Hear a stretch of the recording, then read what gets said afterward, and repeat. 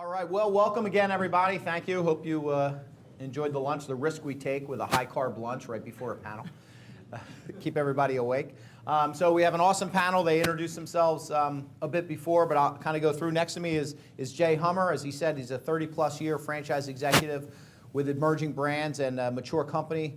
Jay currently works with 5 brands: Kennedy's All-American, Barber Club, Grayson's Estate Sales, Mooyah Burgers, Whole Hog Cafe, and Native Grill and Wings. He's a master developer and knows how to recruit experienced franchisees looking to add brands to their portfolio as people go multi-unit. He's a friend, longtime client, and happy and thankful he made the trip all the way down here from Boston just to be with us. And thanks for not wearing your Tom Brady tie. Appreciate that. Next to Jay is Dave Restituto, a repeat PFA panelist. Shows his varied role and experience in the franchising world. Dave has been a multi-unit franchisee with Rita's Italian Ice, Meineke, and Checkers Drive-In. I met Dave well over 10 years ago when he opened his first Rita's the first inside service Rita's for those inside baseball. We could do a whole panel probably just on that, so we'll leave that. But thank you, Dave. But now, Dave founded a new franchise system, Factory Donuts. He's a new franchisor, less than a year old, already has half a dozen plus under development and sold, so it's great. So welcome, Dave. Thanks for taking the time. And Greg Carafello. Greg made the trip down here from New York, so really appreciate that. Greg and I met at a few times, and just recently at the Fast Sign show, where he became an area developer for fast signs for all the 5 boroughs. And that sort of came out of his area development as an area developer for Cartridge World and Liberty Tax Service. So together, as he mentioned, he oversees over 100 stores, and we were having a really good chat at lunch about his vision, his view of franchising before he got into franchising, sort of the F word of franchising, because he was an independent business owner and didn't really look at it and maybe looked at it differently. So I'm going to ask him to expound on that. So I appreciate you making the trip and traveling. So today's topic is multi-unit brand franchising, kind of building a local empire. Really appreciate the turnout, everybody coming. We've done this panel before and it was well received. And as you see, I think it was Fran Date, I made that quote before, is that something like 53% of all franchise units are owned by some multi-unit operator, and I think that's a growing number. So as people get local experience and look to pick up brands, for the franchisees in the room, obviously you can kind of learn from how do you pick up a brand, and for the franchisors, how do you attract these talented people. So I guess we'll just kind of dive into it. Jay's next to me here. What's the biggest advantage of being sort of a multi-brand franchisee as you see that? Well, you have different skills that you learn from each of the leaders that you're involved with, for one. And closer to the mic here. Sorry. So do I need to repeat that? Okay, so each leader of a brand is going to bring different skills. The teams will bring different skills, and obviously you'll have the benefit of meeting many other operators. And so many franchisees have always said that one of the best values that you get from a franchise is the connections with your mutual franchisees. Yeah, well, you guys share that one. It's probably easier to do. And then Dave, how do you see the difference from the franchisee side to the franchisor side? Maybe you can kind of... So that's a great one. That's a wonderful question. So how do I start with this one? So being a franchisee for, I don't know, since I was at the age of 6, when my parents got into a Meineke Car Care Center back in like I'm trying to think of how old, 1979? I'm trying not to give away my age here. I know, but I didn't. I was lying. As we grew with Meineke, and we had 4 centers, and we went out and we opened up a bunch of Rita's. We had 9 Rita's Italian Ices, and we developed a couple of Checkers Drive-In restaurants. I, for one, and Tom knows this, is somebody that likes to speak my mind as a franchisee, and I know as a franchisor. There you go. And as a franchisor, I know we all love those franchisees that are the thorn in the side, that constantly, are bickering and complaining. But, when I was a franchisee, and I still am actually to this day, I didn't bicker for just for the heck of it, I guess you could say. I think there were valid points. And I still look at that as a franchisor today. Like, when I talk to people and we have them in for Discovery Day, we discuss, hey, as a franchisor, we want to do the right thing. We've been a franchisee. We understand the complaints and some of the hardships that a franchisee may have.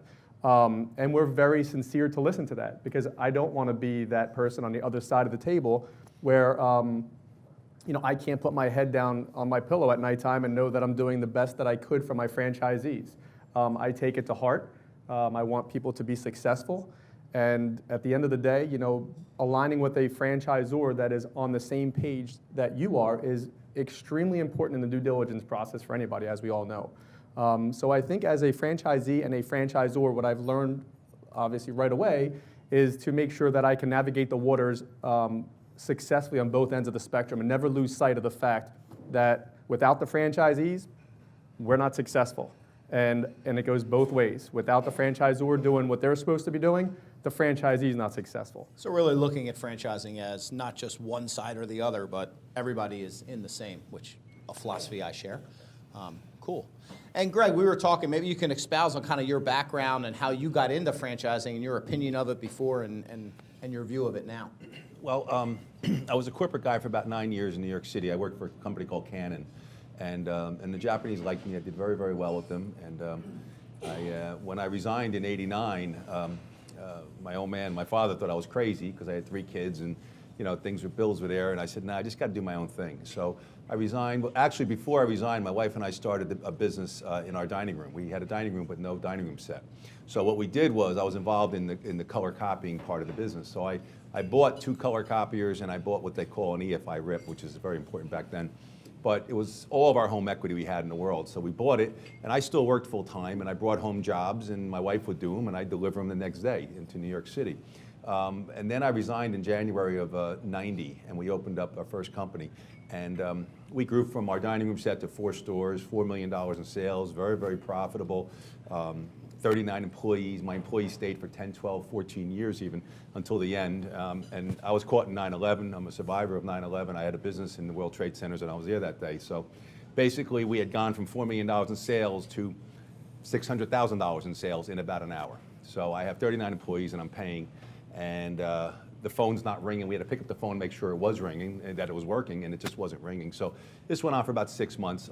FEMA did help out with the New York City employees and so on, but I had 4 stores in New Jersey and so on, which we were just eroding cash, like we're burning cash. And so at that point in time, I had to sell that business. I sold it in '04, but I went into franchising in '03, July 30th actually, so my 15-year anniversary is coming up. And the saddest part of my own business was, the best part of my own business was all my decisions. And I reinvest in myself at all times. I'm always going to school. I went to MIT, Birthing of Giants, you name it, CEO clubs. I'm always in the educational mode, because most people, when they open a business, think that you stop learning. Now, if you're a corporate guy, they force you to go to training every 6 months. When you open your own business, you think you know so much that you shouldn't go, and that's just the opposite. You should be reinvesting, at least budget $10,000, $12,000 a year for reinvestment into travel for business education. But what happened was I had employees that we used to celebrate when they bought a house and bought a car. But after 9/11, we couldn't keep them. So after people waiting would be 10, 12 years, it's a sad day when you have to let people go. It's just, it's no fun. And they've worked weekends and Christmas Eves and everything else to make your business, your back, your sweat good. But I used to laugh at franchises, I was telling Tom. I used to, to me, a franchise, obviously you're not an entrepreneur, but you are an entrepreneur. Why would I do it? But the problem is when you're an independent business, you run out of energy. You either run out of money, time, or energy, or thoughts. So you're still, no matter how many employees you have, you're making the final decision at the kitchen table at 11 o'clock at night on the new brochure. And it gets old after 10, 12, 13 years, no matter how well you're doing. So that's where the franchise model, when I went into it, really adds value. And you can't minimize that when you have a good franchise system. If they're bringing you the right products to help you grow, and the right training, and the right advertising, and the right support, that's where franchising really just knocks out independent business. And when you go to sell your business in a franchise model, and there's a lot of brokers in the room, I would believe, and I think it's my opinion, but I think it's easier to sell a franchise model than it is an independent. And I think the numbers are higher. So that's where I am. And I purchased Cartridge World, and over the years I bought New York. I bought New Jersey first, I bought New York, then I bought Maryland, DC, Virginia, then I bought Ohio, Michigan, and Kentucky. And I'm the largest in the world for them right now, with 80 stores. Marty Long is one of my best franchisees, and he's here. I didn't know he was going to be here until he shocked me, as usual, on Monday. And but then I bought Liberty Tax in '11, and I grew that and sold it, as I said earlier. And I bought Manhattan. I took the proceeds and bought Manhattan, which was a virgin area. And then I bought Fast Signs to 5 boroughs in December 4th of 2017. So I've seen all 3 sides: corporate, non-franchise independent, and then franchise system. So for your franchisees that are joining the system, do they have a need or a desire to be multi-branded individual units? It depends on which business you're in. If you're in the Liberty Tax business, 72% of our franchisees are, it's kind of probably like Aritas, 72% of our franchisees keep their full-time jobs. So yes, they'll have multiple brands. They'll do an Allstate Insurance, they'll do this, and they'll keep other jobs. Cartridge World is #1 in the industry. 80 of my 80 owners, I'd say 78 of them are, this is their main gig and this is what they do. But there's unlimited sales. All you gotta do is work harder, you make more money. So in that respect, and Fast Signs is very similar to that. It's a B2B business. And Jay, how about you with your multiple brands? So it really depends on the enterprise's desire. If they're looking to be in a certain geography, or if they're looking to be with a certain brand. I mean, you'll have some brands where franchisees own franchises in the East Coast and the West Coast, and they just float with the brand. But in our case, we do have a franchisee with our Kennedy's brand who owns 3 in Fairfield County. Well, he can't get any more. They're all sold out in Fairfield County, Connecticut. So he's building a Mooyah, our fast casual burger brand, so that he doesn't have to take the Kennedys and come to Pennsylvania or Massachusetts. So it depends on if you're doing geography or based on brand. And Dave, to throw that question, a similar question to you. And by the way, as those of you who are new here, ask questions, make this interactive. You don't want me, I can ask these guys a million questions, so I don't want to have to go the whole night.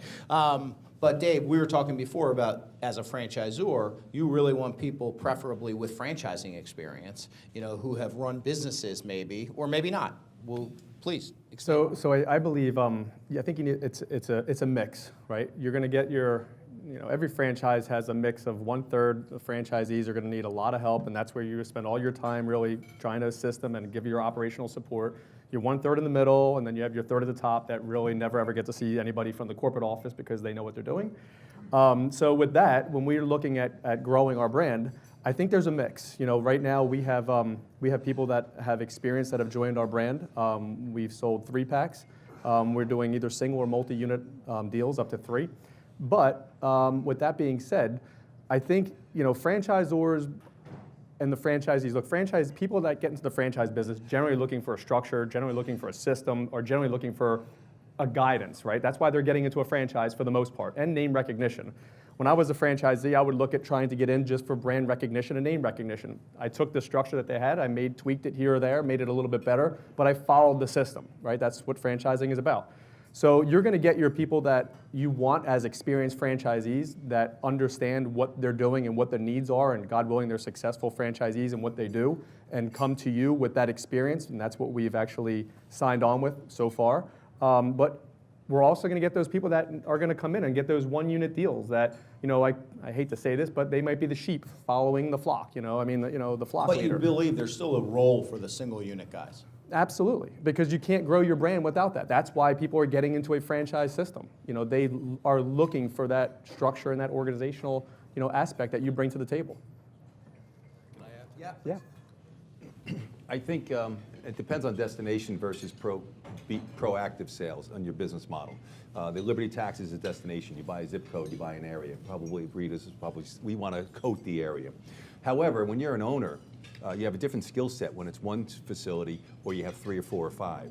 So it's a management skill as opposed to a working skill, in my opinion. It's management skill as opposed to a working skill set. When you have one office, you can work harder than anybody. You can make it super great, 1 store, whatever. You go to 2 stores, you're really not a multi-owner yet because you own one and the manager you put in the other one owns the other one, really, in essence.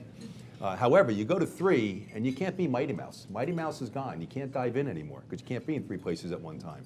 So then your skill set has to be management level. If you can do 3, you can probably do 30.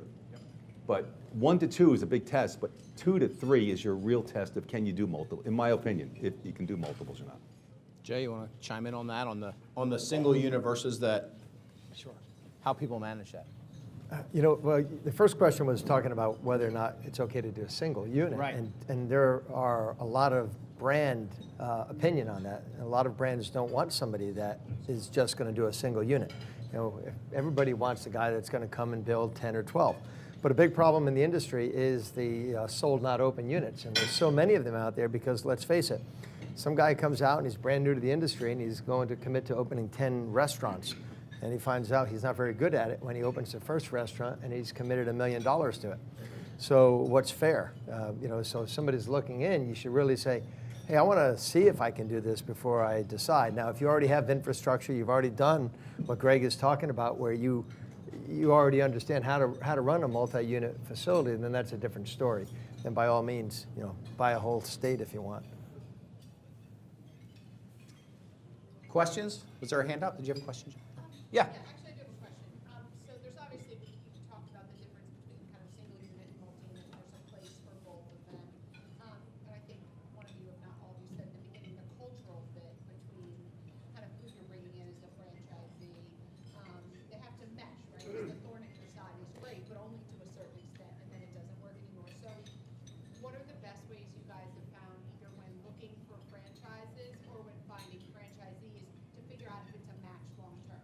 Question was, what's the best way to figure out a franchisee joining which brand, how to find out if it's a good cultural match? You want to go first, Greg? Yeah. I'll jump in. You like that one? I guess it would depend on what level of development you are in your business, right? A new franchisor system, I'm a franchisor and a franchisee because I'm a master franchisor and so I'm both. But the reality is that, there are a lot of firms out there that will, as long as you're breathing and you have money, will take the money. And it depends on how many bills you have to pay in the morning. So that, in that respect, you have to get past that, because if you help a person get into business and it's the wrong person with the wrong business, with the wrong amount of money and the wrong whatever, you've really done a disservice to that person and their family, but also to your business. And that's where I think the issue is. The hard part is saying no.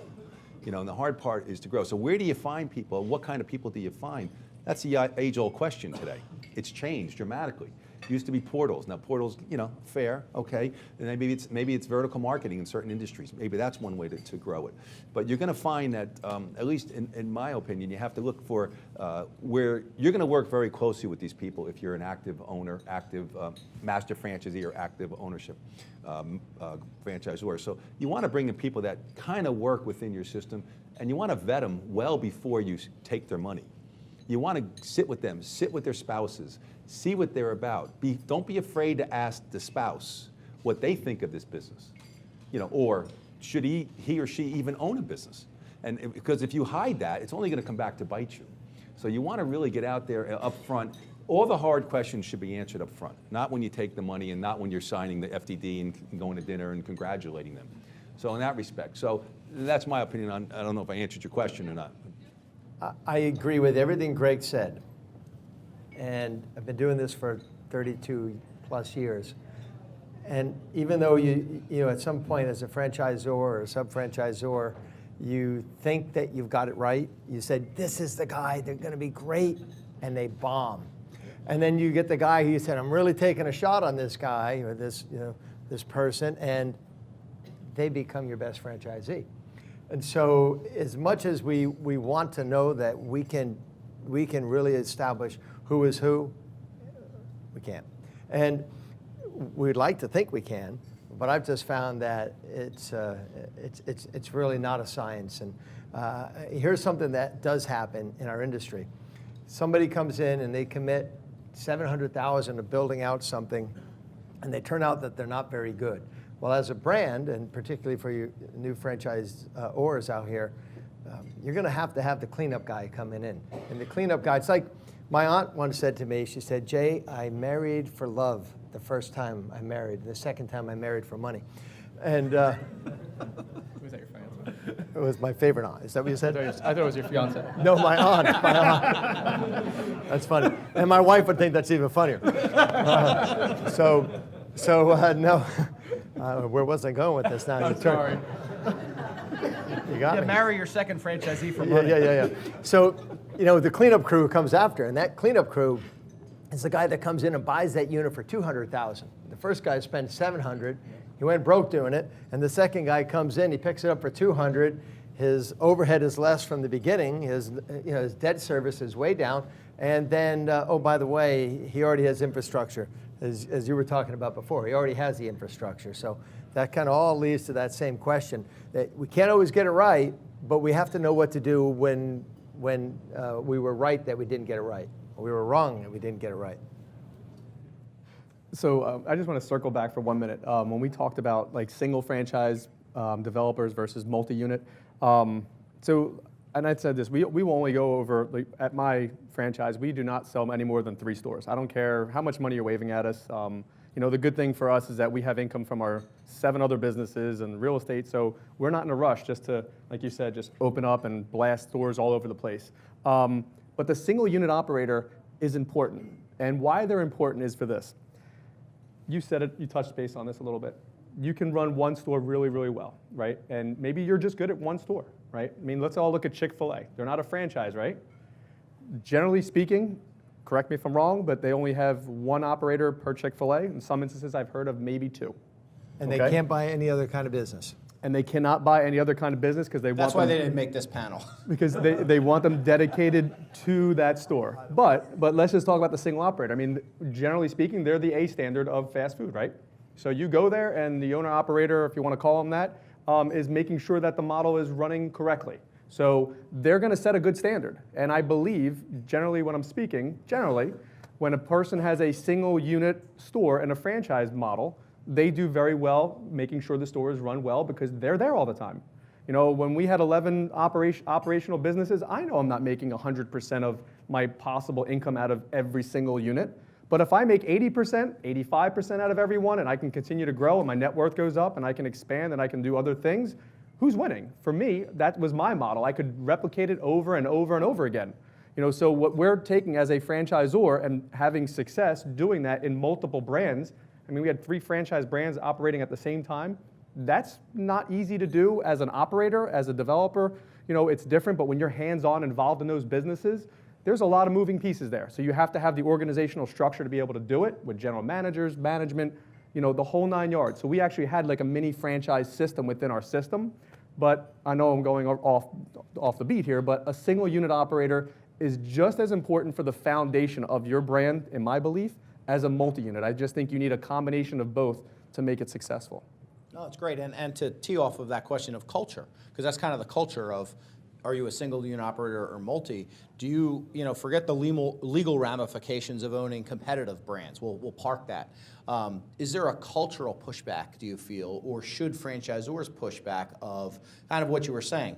Hey, as a franchisee and you run 1 store, 2 or 3, 1 brand, 1 franchisee, they can do that, and get 100% out of it.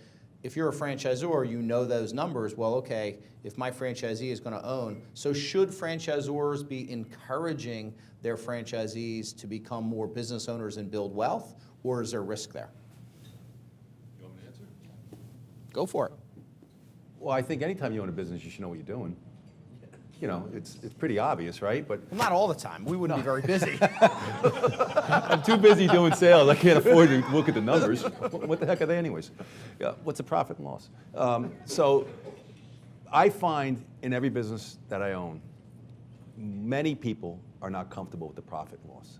And they're not comfortable with the general ledger or the statements, the balance sheet. How many people have played sports in this room? Probably 90% of you, right? How many times do you play a sport and not know the score? What's Bill Belichick? I know you guys don't like to hear that in the Philly region. Okay.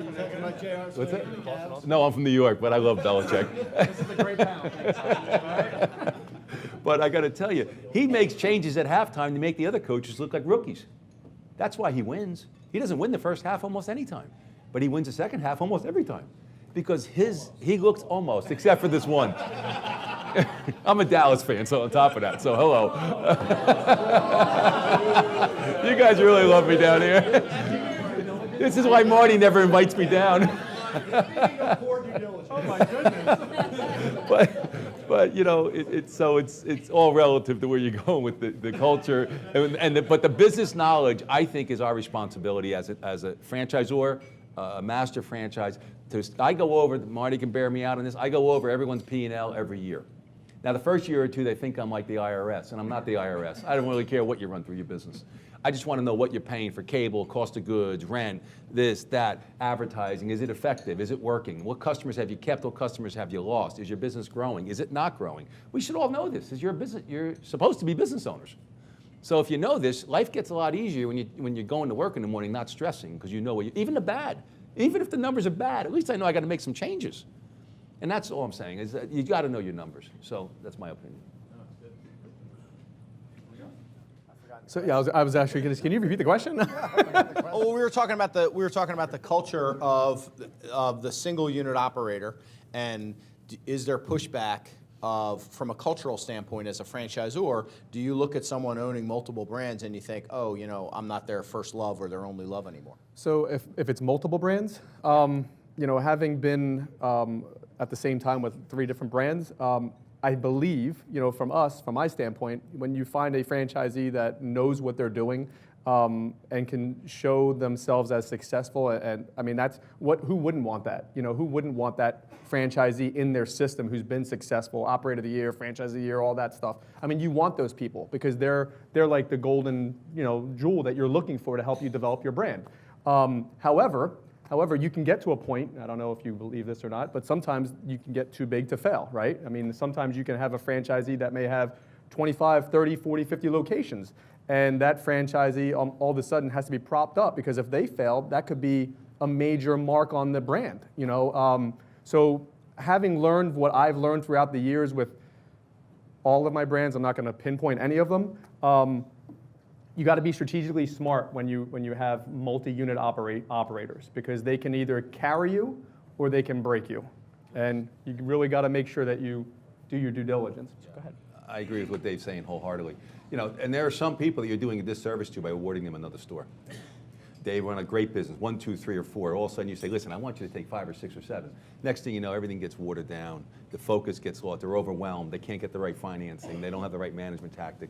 So I would agree wholeheartedly with what you guys are saying as far as that. But multiverse and multi-brand, you got to dedicate to each brand. Who the heck wants to not be the focus? So if I buy, I have 3 brands now plus an independent business. So I focus, and Marty will tell you on this. I mean, I focus on all 3 brands. It takes time, but I'm kind of I don't want to say workaholic because I do take a lot of time off, but I also, when I work, I work. But Greg, you kind of hit a point there, is that you really have to want to work more than the normal person to juggle more brands. You need to know the ins and outs of each brand. And if you're going to make that jump, you really need to understand that it's going to take a lot more of your time. Yeah, go ahead. I was going to just add one thing. A franchisee in Fast Signs who's coming on board in New York, he's from Trinidad, and he owns 3 businesses, a couple of restaurants in Manhattan, and he owns a sign shop for 20 years, which is what we look for, obviously, sign shop, not the restaurants. You guys will look for the restaurants, but the sign shop.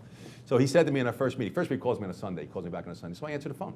He says, wow, you work on a Sunday? I said, yeah, I own a business. When are you supposed to work? I'll work Saturday night, I don't care, you tell me when we want to meet. So he said to me, he has a motto, he says, if you work from 9 to 5, you're going to work till you're 95. Oh, I like that. I'm sorry to interrupt, but that was. Go ahead, Bert. Tom, how do you prepare a single franchise owner to do multiple stores? That's a great question. How do you prepare a single franchise owner to do multiple stores? Great question. Well, the first thing is you have to build infrastructure behind your brand, and you have to have a talented a group of staff members, leaders. You have to build that. First, I mean, we're going to each say 100 different things, but to me, that's the first thing that comes to mind is if you're going to build more, your first place has to, of course, be right, and then you've got to build staff that you can rely on. It's really important. So the moment I opened up my first location, in any business, the first thing I was thinking about was how can I get this business off the ground and running so I was not turning the key to open or close the business. That was the first thing. So, training, infrastructure is huge. I go to places and I talk to a lot of people and, they're amazed that, we opened up a brand new concept 9 months ago and within 3 weeks I wasn't opening the door or closing the door. First of all, I didn't want to get up at 3 o'clock in the morning every day and go home at, 11 o'clock. Yeah, phew. So I said to myself, you know what? Obviously, I want to make sure I can get this thing in place so this way it can operate correctly without me having to be there all the time because you can't be everywhere all the time. But going back to your original question was, how can you prepare a single unit franchisee for multi-unit development? Some people just have it and some people just don't. Okay, and you can sit there and you can tell them until you're blue in the face and say, look, do it this way, do it this way, do it this way, and for whatever reason, they're going to do it a different way because they know better, and that's the end of it. But to try to prepare them is to try to, I believe, is to, like you said, is to set the foundation from the very get-go. Spend the money up front, have the infrastructure in place. You know, as you're a franchisor and you're trying to develop a brand, I think we can all agree you do that well ahead of the curve, right? You have to. You can't be playing catch-up. So as a franchisee trying to be able to go into a multi-unit, you have to make sure that they understand the structure and organization. Because once you develop one, and you said it, you can do two, but so many people after they cross the barrier of two, they're spinning. They're so used to controlling and doing everything themselves that they don't understand how to delegate. And you cannot be a multi-unit operator without being able to delegate and without being able to say, hey, you know what, it's not going to be perfect, but at the same token, I'm going to keep developing these stores and I'm going to open them up and they're going to run 90 to 95% efficient versus 100. 100's impossible if you're not there. Sorry. And with that comes, what are you doing to develop the people? So what opportunities have you laid out from day one when you first started, if your intention is to be a multi-unit operator, and then obviously even more so if you intend to be a multi-brand operator? What have you done with each employee that you're hiring so that they can have a career path to go along, no different than when you first joined corporate America and you started out here and you wanted to be the CEO? At some point, you have to lay that path out to keep your people. Can I just interject here? Two things. The first thing is, and I agree with both these gentlemen said, but when Jay was saying the structure of the corporation has to be prepared for multi-unit owners. I mean, training is different when you have to send somebody through training for multiple as opposed to individual store units. So it starts right there in the beginning. And you have to have people at corporate who know what it's like to run multiple stores. If you don't know what it's like to run multiple stores, how do you empathize or how do you help the person that is going to run multiple stores? So I think that you were dead on with the structure itself has to be there, and then the owner has to want it. One of the best questions when I buy other brands is when I take over legacy owners, you know, people who are in the business, and my first question to them is, why'd you get into this business? Because that tells the tale of the tape. I mean, why'd you get in, and where do you want to go? I mean, do you want to be 90 years old selling cartridges or selling signs? I don't, but what's your exit strategy? It's all done the first meeting, whether it's a new or an existing owner, in my 2 cents. And do you find, no, it's great. I mean, the tail end of that is our franchisors, or what should franchisors do in terms of what I'm hearing is maybe you should almost have 2 different types of training programs. That the single unit operator training is maybe the training for the manager, and maybe you can expand on what franchisors could do, or what maybe some more stories or best practices of where you've seen it done well or done poorly. Well, the first thing you do as a franchisor is not take the, $200,000 for 1 unit, $600,000 for 3 units. You take the $600,000 and you burn it. So what you should do is put that money towards that training effort, and you really should do it. They don't all do that? No, they don't all do that. No, they're all great. But the reality is that's what you've got to look at, and the franchisee looking at the businesses should be doing their due diligence. If you're today's world, the thing called LinkedIn and Facebook. I mean, you know more about me than I know about me. So, and that's true. I don't know if you guys are experiencing that, but I think that's true when I meet a new franchisee, a candidate. They really know, if they have any effort at all, they have any interest, they know more about our businesses than I do, and about me and so on. And that's cool. I understand. That's great. Better questions. But so I think that person's got to want to know where they go too. So it's a responsibility both ways. You bring up a good point, and as a brand, Dave and I were talking over lunch about his new franchise and the operational side of it, and comparing our hamburger franchise, Muya, which is a fast casual better burger category. And it's so easy to see if training fails somewhere, and let's face it, big companies it fails. I used to run a $15 billion company, and we had failures on those lines. So, when we were kind of challenging each other, just talking, okay, well, you're doing this for that. So that line has to be perfect, and it has to. Has everybody here read the book, The E-Myth? Yes. Some of the guys my age all read it, right? So Michael Gerber talks about the entrepreneurial myth, and it's really about, can the lowest level of employee get this job done effectively for you? And that's what we're talking about. Can that employee that is gaining minimum wage, can they do this job for you so that your systems work in step with where you want them to work? No, I would agree, and that's great. I always like to bring up I've probably given out or mentioned the E-Myth to a lot of clients. I mean, we've read it as a law firm. Like, you can always, just to make you think of yourself as a franchisor, and that's the ultimate sort of bridge towards multi-unit ownership. Other questions? Please, John. So Dave, you said, some people have it and some people don't. And you've made a whole category out of that now with assessments and evaluations and tools to discern whether or not that's a right franchisee or multi-unit. What are your thoughts about that? Is there science? Question was, I'll just repeat the question so people in the back here. How do you know, some people have it, some don't, between assessments and that and gut feeling, how do you recognize the traits between a multi-unit and single unit operator? And what are the tools? And what are the tools? Are the tools that are out there today that are being marketed to us worth the investment? So having been a franchisor for 9 months, I get the luxury of having discovery days, and I'm sure like you, being in the selling of franchises, you understand that a personal connection, a one-on-one conversation, to me, is still the best scientific tool that anybody could use. It's not going to be 100% foolproof. There's going to be assessments and questionnaires that I'm sure that these guys probably utilize, and some services that they can utilize to really get a good understanding of who you are before they even meet with you. I'm not in that realm yet, so I'm still relying on that experience that I have, I guess you could say, as being in the retail business for my entire life, and understanding people and just being a good listener. You can find out so much from people just by listening instead of talking. And if you ask a good question, let them go. Let them go. I love bringing husband and wife in, and like you said, so what's your role going to be in this? What's your overall structure? Where do you plan on being in 3 to 5 years? These are the questions that I want to find out from my prospective franchisees, because as I said, if they fail, my brand fails, right? So I have to make sure by all means that I feel like it's an interrogation. I almost feel like I put a light above their face and saying, answer these questions, but I'm trying to get the answers that I feel that I can recognize whether you're going to make that candidate who's going to be able to build my brand for me and for yourself successful.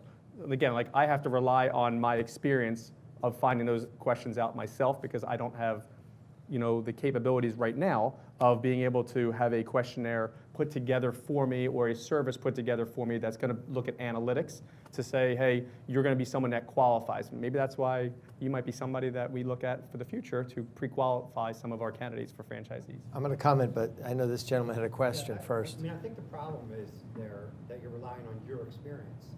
There's always that argument about people and system and process. Yep. And so look, if everybody were 20%ers, you wouldn't need a system and process. They would put things together that work. The reality of the world is, if you're that person that can do that, there's 8 out of 10 that can't. Correct. How do you do it without science and assessment? So what we're doing is at our Kennedy's Barber Club conference, which starts this Sunday, one of our workshops is going to be a DISC assessment. So many of you have done the DISC assessment, and for us, we want that to be purposeful because our owners have different types of staff. They have sales staff, and they also have barbers. And barbers tend to be creative souls. They're not looking to sell something, and our franchisees insist that they sell. And guess what? They're not very good at it. So we do the DISC assessment for all of our franchisees, and we have a package for them to take it back to their staff so that they can really understand people better. And obviously, there's so many different tests out there that you can utilize for franchisees if you want as well. Nothing foolproof, just a data point. You had a question there? Or comment? I've been a Country World franchisee for 14 years, and I've outlived 4 or 5 different owners. Most of them were venture capitalists with one set of goals. The owner today is a completely different animal. How do you change your prospecting and your sales process and grabbing new people depending on who the ownership is and what their different goals are? You want to take that? World guy. Yeah, well, the question was, how do you deal with the ownership change at the franchisor level when you're a master and the culture kind of shifts? Well, the first thing, hopefully they have money, so they stay in business. So secondly, to find new candidates, Marty, Is that what you're saying? Define new owners? Yeah, okay. So you have to, first of all, you have to listen to, in my 2 cents, I think you have to listen to where the company wants to take it. Now, the financial guys come in and they can destroy a company as well as anybody. They have a lot of money, they have a lot of ego, and they come in and say, this is the way we're going to do it, and then the business goes to its knees. In spite of that, the business survives, and another buyer buys it for 10 cents on the dollar, and they're churning it around. So we have a manufacturer now who owns us. And we make our own printers, we make our own cartridges, we have total control over manufacturing. So now, and we're actually in the process of looking at a copier company now, like a Ricoh. So we got to fall in line with the new candidate we're looking for. And you guys, I'll share this in a second, but we're looking for Marty Long. He was the first guy, we call it the Marty model. Now, it was a great model 14 years ago. I obviously stole it because I'm the master, and I called it the Manhattan model. But the Marty model was, we used to have 600 something stores filling cartridges. Now that's all great, except you have 600 and something factories doing quality like this, right? So you never get the consistent experience you need in a franchise. Marty, his wife Thea, goes to training for 2 weeks, learns how to fill every cartridge on earth and all this other stuff, comes home and Marty says, we're never gonna fill it. It's a $10,000 machine, pack it up and send it back. We're never gonna fill a cartridge. Back then it was revolutionary. Today, that's the only person we're looking for business people. So I don't know if I'm answering your question, but we're looking for a different owner today, more of a guy like, or a lady like you, that's more interested in running a business 9 to 5, Monday through Friday, than a person that has high fidelity with their fingers or more interested in technical, computer repair and so on. And, but I do want to also go back to Joan's question here, and then I'll share the mic if that's all right. But the question itself was, where do you find people? What do you do? What do you test? Now, I'm not a good tester. I'm a pretty smart guy, but I'm just not a good tester.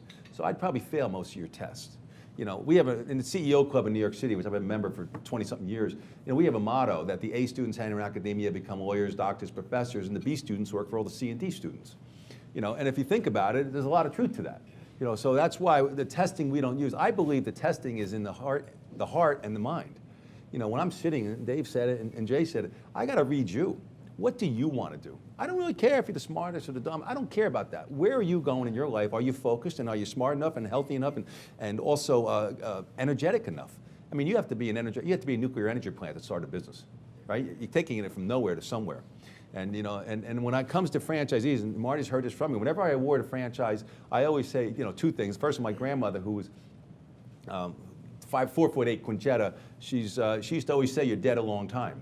So in other words, when you're on this earth, you better do what you want to do, because you're not going to get the chance again. So it is, I don't want to go too deep into it, but whatever, it's a brushstroke.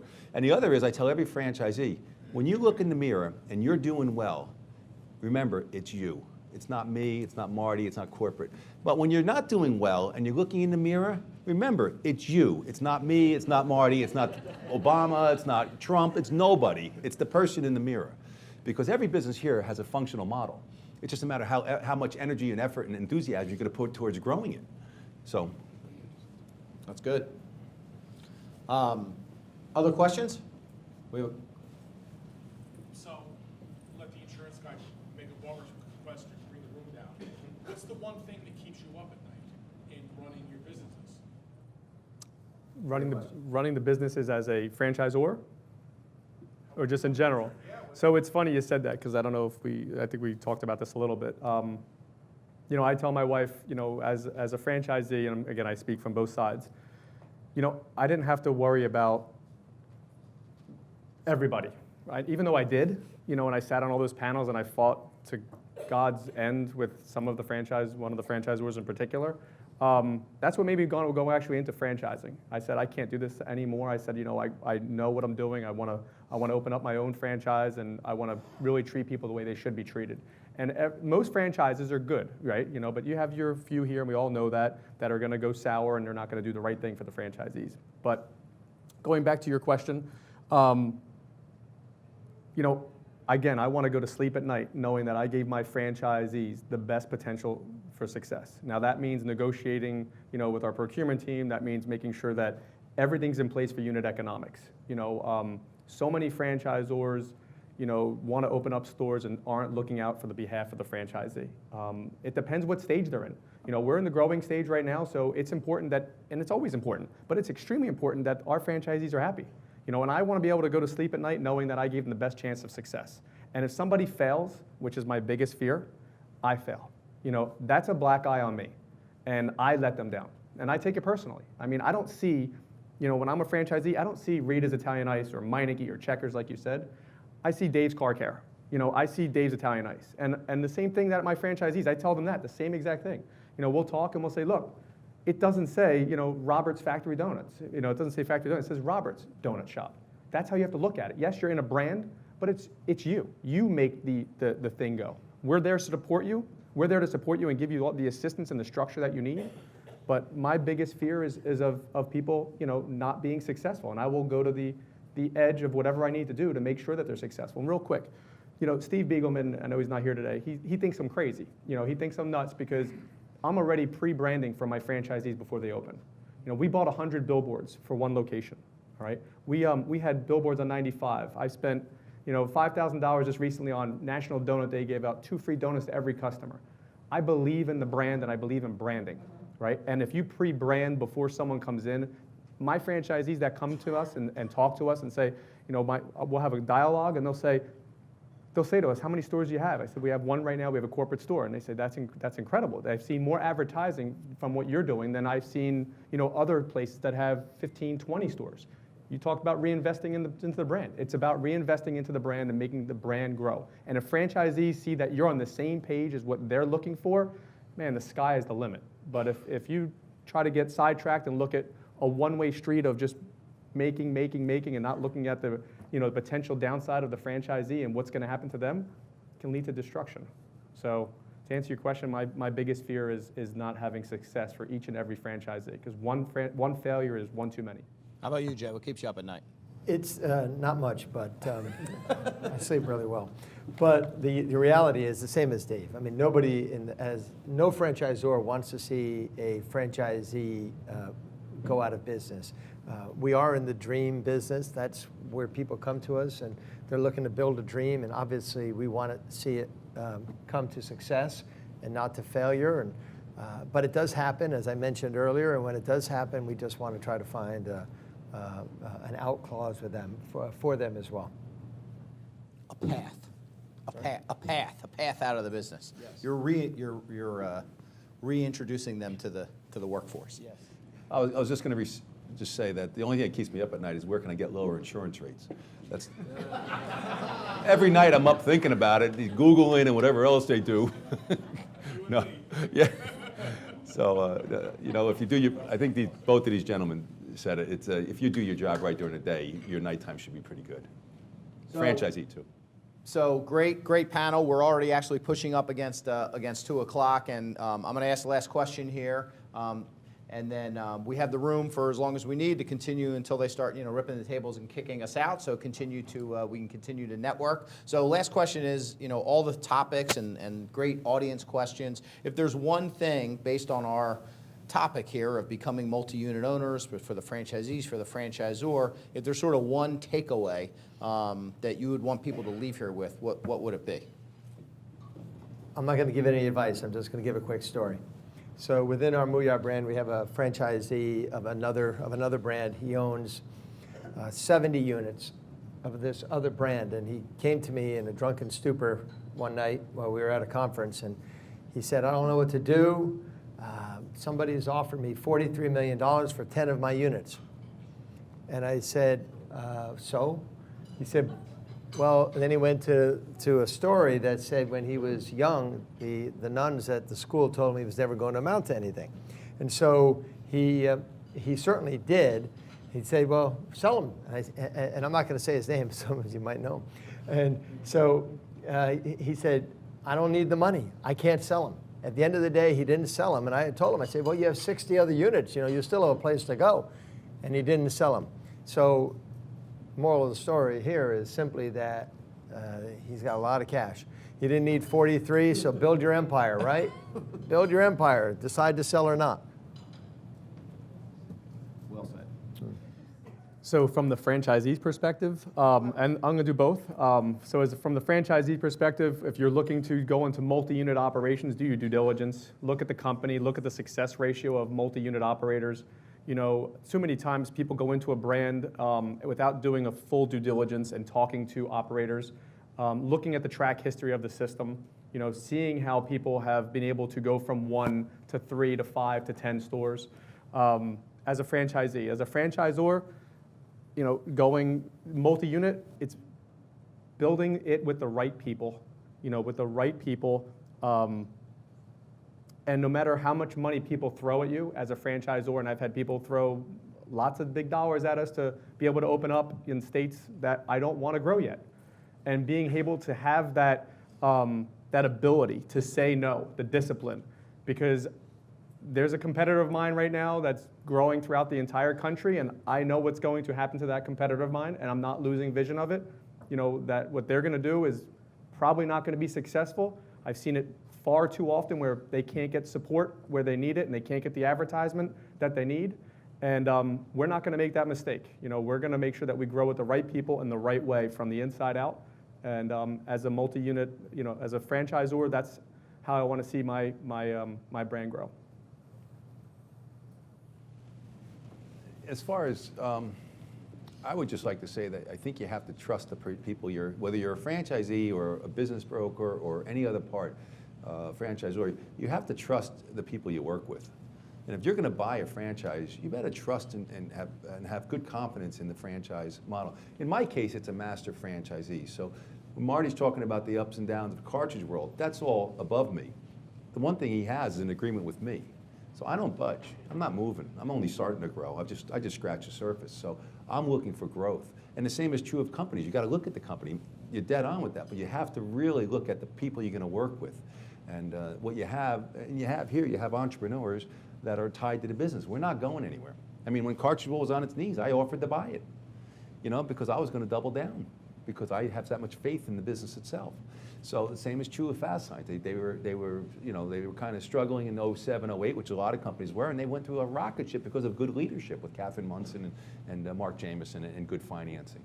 So that's all great. Liberty's in the same model right now. Liberty took a rocket ship to 4,400 stores, correction at about year 18, which happens to a lot of franchises, and now we're off on a takeoff again. So, you know, you got to have long-term strategy. If you're doing it for 2 years in and out, you should go to the racetrack around here or something. It's a little better. Thank you. Awesome. Thank you, guys. Great panel. Really appreciate you taking the time. All right. Thank you, everybody.